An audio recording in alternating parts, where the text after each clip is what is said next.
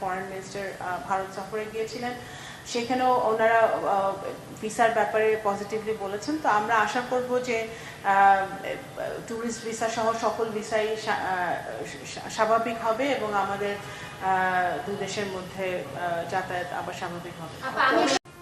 প্রথম কথা, বিএনপির এখানে কোনো মনোভাব থাকার কথা না। এখানে একটি ভারতের নির্বাচন হচ্ছে, এটা ভারতের আভ্যন্তরীণ ব্যাপার, ওদের গণতন্ত্রের ব্যাপার। কিন্তু আমাদের একটি গণতান্ত্রিক রাষ্ট্র হিসেবে যেহেতু বাংলাদেশে অনেকদিন পরে একটি সুষ্ঠু নির্বাচনের মাধ্যমে একটি গণতান্ত্রিক রাজনৈতিক সরকার প্রতিষ্ঠিত হয়েছে বাংলাদেশে, আমরা সবসময় যেরকম বলে আসছি যে আমাদের দেশে গণতন্ত্র প্রতিষ্ঠিত হোক, সেরকম আমরা চাইবো যে আমাদের আশেপাশে সকল দেশগুলো, ভারত সহ সকল দেশে গণতন্ত্র প্রতিষ্ঠিত হোক এবং গণতন্ত্রের বিজয় হোক।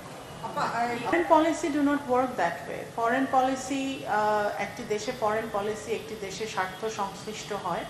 আমাদের দেশের ফরেন পলিসি আমরা আগেই বহুবার বলেছি, আজকেও বলছি যে মাননীয় প্রধানমন্ত্রীর যে foreign policy, Bangladesh first foreign পলিসিতে চলবো আমরা, সেটা অন্যান্য দেশে যেই সরকারই আসুক না কেন আমাদের ফরেন পলিসি একই থাকবে।